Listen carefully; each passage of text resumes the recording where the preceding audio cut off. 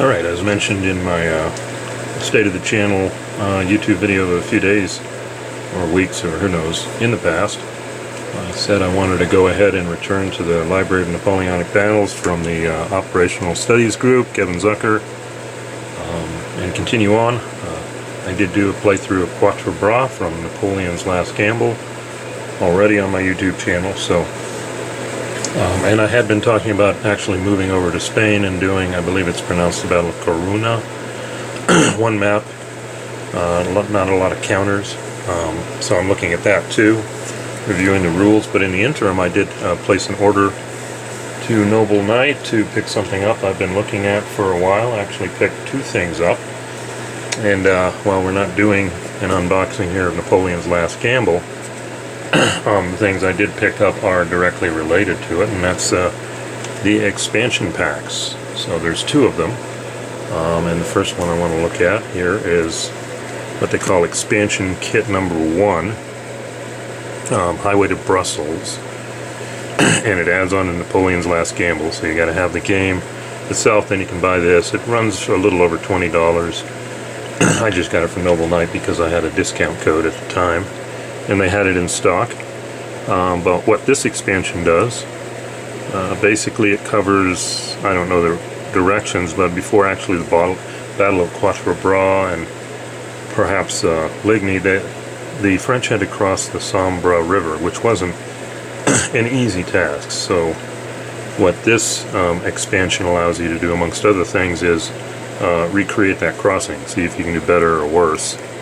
It also then adds on to the Grand Campaign, and meaning you can start it earlier with the crossing and give you maybe more options in the rest of the campaign.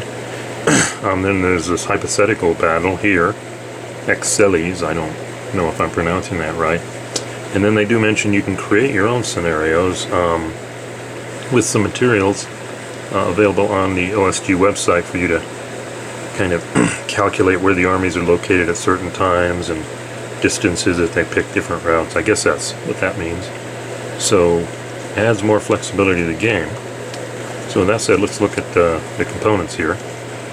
First off, we've got the actual rules, and that's what we have here. We have a rules folder, that's what we're looking at, some turn record cards to cover for these alternate scenarios and the larger Grand Campaign, and then two map sheets, 11 by 34 and a 22 by 34. And then we can look at the scenarios here. We do have crossing the Sambre, I hope I'm pronouncing that right. I always pronounce his name. The Second Corps was pursuing the Prussian outposts. Riley's, and that's not pronounced Riley, I know, I forgot its correct pronunciation. And some cavalry were chasing the Prussians, and limited number of bridges over the Sambre, steep, narrow approaches.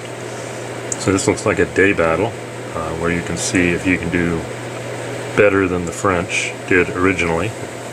And some additional rules here. We'll look at the map shortly.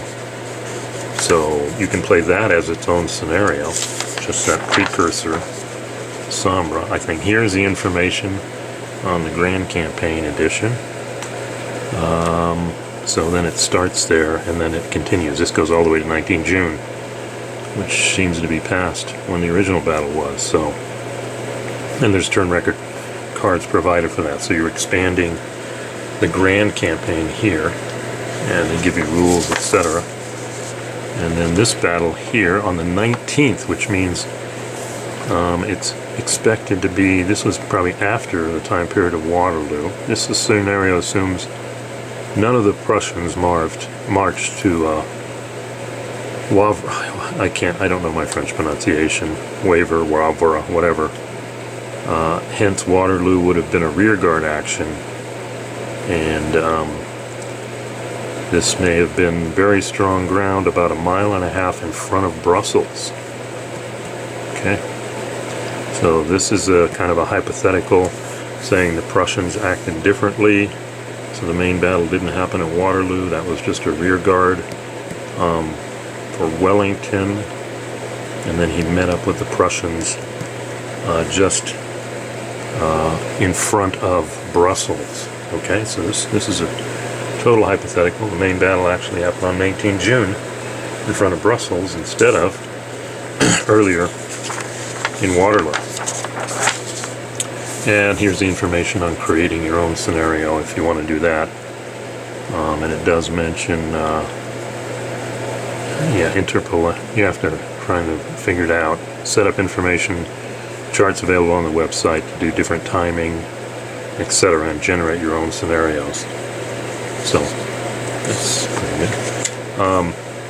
Here are the turn record tracks. Here's one for, that's 19 June. Yeah, these are all grand campaigns. 16 June, 15 June, grand campaign. Okay. Is there a backside? No. Okay, so there are alternate turn record charts. I believe the 15 June will cover the Sombra if you're doing the scenario too. Sorry, and it gives reinforcements, etc. Timing. Okay. And let's look at the maps. I'm going to start with this is the southern expansion. So this would be covering the battle. And probably that's the Sombra River. Yeah, there it is. Okay, so let's take a look at this here. Yeah, this looks like the smaller.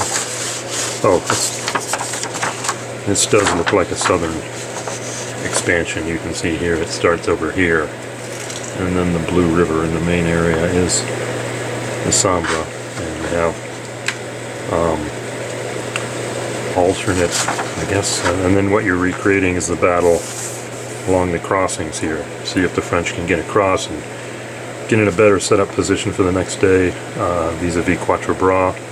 Maybe get there a little before Wellington, before he reinforces, so taking it before he arrives. That's an interesting map, and it does look like it'll go right on the bottom of the main map of Napoleon's Last Gamble. Okay. So let's put this one away here. So that's southern expansion, they call it. So that's the bottom of the map, and then we have here the northern expansion, which again can be used with the grand campaign to add more days, give you more flexibility. I mean, I guess if you back up and start earlier, as a French you can choose different routes, etc.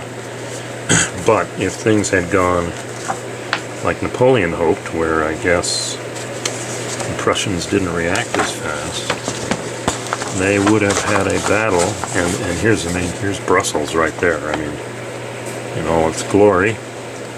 In the 1850s, here it is. Here's the name of the battle right here. Just short of Brussels. Okay, a big battle. All the forces before Brussels. That sounds exciting. For the sake of space, I'm just going to flip this over.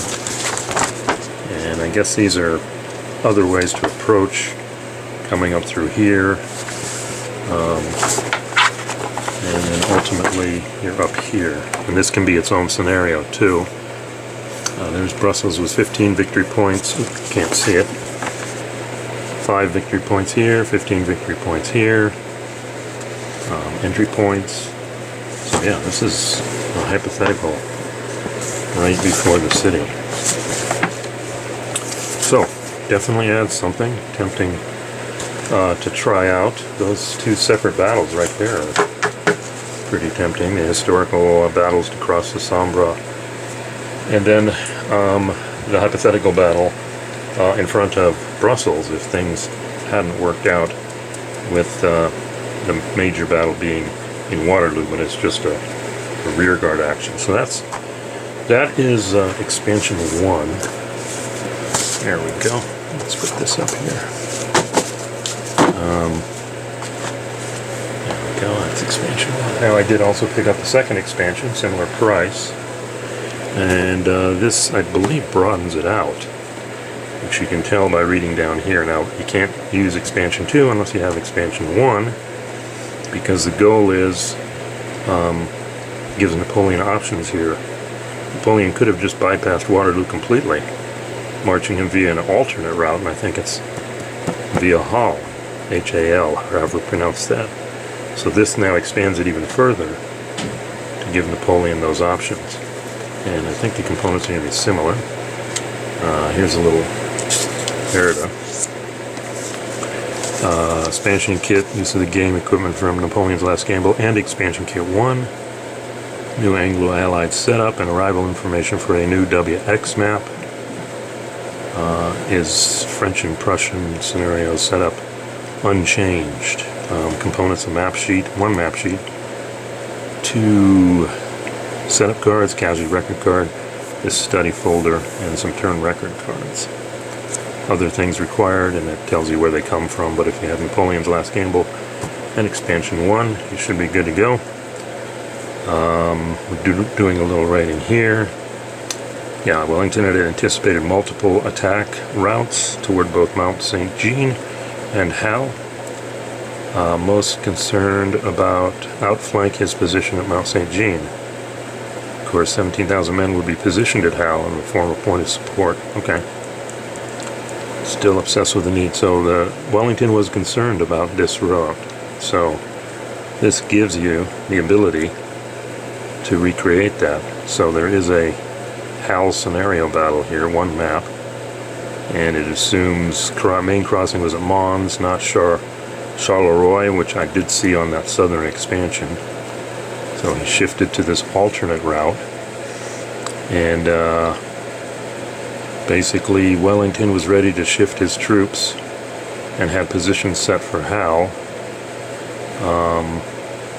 and Grouchy and the Prussians would be off map for this one battle scenario. In the Fields of Hal, this is the actual one Hal battle scenario. Fields of Hal is a 4-map 2-day, which allows Grouchy's forces under the French and Prussians under Wellington. So that adds more complexity here. So this looks like just Napoleon versus Wellington, and this brings in the Prussians and Grouchy with the French. There's a turned flank one. Grouchy had properly determined the Prussian retreat and communicated this to Napoleon. Closer. Okay, so that's a change to the battle too. And the Hal battlefield's turned flank. Okay, only the VPs. Yeah, we'll talk about it later. But let's look at this. Okay, here you've got the whole Waterloo campaign, giving the French player the option to pick their route. And then we have the Hal battle. Grouchy's off map with the Prussians. It's basically the Emperor versus the Duke. So that could be fun. Then we have the Fields of Hal, where the Prussians try and join and Grouchy is with them. So that's a bigger battle, 2 days. I think it said 4 maps. Then there's something about the turned flank. Napoleon's phantom left hook. I guess Wellington was worried about that, and he had defended against it too. I guess this simulates if it really happened. And this is interesting. The 17,000 men that were stationed at Hal and didn't participate in the Battle of Waterloo. What happens if these forces were actually incorporated in it? So, I guess that's changing the main Napoleon's Last Gamble. Okay, so flexibility there. And then we've got the roads to Hal, initial setup, etc. Last Gamble. Here's our turn. Yeah, these are setups, Anglo-Allied. Yep, casualty charts. Turn record charts here with the different battles. And like I said, here are the turn record tracks for the different battles. Waterloo campaign scenario, 15 June, 16 June, 17 June. Yep, here we go. The Fields of Hal scenario and the Roads to Hal. Yeah, oh wait, Roads to Hal. Okay, this is making it the Waterloo campaign scenario, and this is just the battle, the scenario. And the turned flank scenario, 19 June. So got a turn record for that. And then there's only a 1 map in this one, although I can already tell it's going to be a big one. This is map WX, Western Extension. Okay, so we're extending the regular map to the west. There's Hal, 10 points. Here's another position, victory points there. Again, usual beautiful map, so I'm going to just flip here instead of opening it the whole way. And then we've got some other stuff. This is for battles to the west, in case, like I said previously, if Napoleon took the alternate route there. So, looks exciting there. Good stuff. Okay. So, yeah, these expansions add a lot, both to the main campaign, extending it, giving more options to the players, starting early, ending later. But they also offer scenarios in their own right. Me personally, I'm not up to the point that I'd actually run the full campaign yet. I've not experienced it enough, but some of the battles that kind of interest me, I mean, the battles for the Sombra from the first expansion, but especially that battle in front of Brussels, that would be something that would be tempting. And then in this second expansion, the Hal battle with the Prussians and Grouchy off map. That seems manageable too, just kind of a one-on-one there. So even that looks interesting. And I know I've committed to Spain and Corunna. That's a nice small battle, an interesting battle. French are attacking while the British are attempting to evacuate via ship. But definitely look at these. I'm looking initially right here for smaller, manageable scenarios so I can better learn the system. So hopefully that was, I looked on the YouTube and there weren't, as far as I could tell, any unboxing, so to speak, of these expansions. So hopefully that's helpful to some of you if you're wondering what's in the expansions and what the expansions bring, you know, to add to this Napoleon's Last Gamble. I mean, a whole lot of choices, a whole lot of ways to approach, hypotheticals, all around that last battle here in June of 1815. Now, just to end this here, or I may tack something on here at the end with BGG sites, we'll see. I did buy something else from Noble Knight in this same group. And I remember there was, for the life of me, I couldn't find it on YouTube. Saturday Night Live did a skit of what if Napoleon had a B-52. And I couldn't find that skit. But I see references to it, so I wanted to add my own hypothetical. What if the coalition had an Israeli armored brigade? Would that have changed things in front of Quatre Bras and Waterloo? And on that hypothetical question, actually, this is a classic SPI game that I couldn't resist getting October War. So I picked that up at a really good price from Noble Knight. But with that hypothetical left in your mind, thank you for listening. Please click like if you liked, subscribe if you want to see when I get further videos, and also, yes, I will be returning to Napoleon's Last Battle here shortly, another playthrough, and, well, not Last Gamble, but maybe the OSG series, Library of Napoleonic Battles. We'll see, still stick with Corunna or go from there. But anyway, again, thanks. Oops, let's get this off the screen. Thanks for listening to my review of the expansions for Napoleon's Last Gamble. And here's expansion 2, Roads to Hal. Alright, thanks.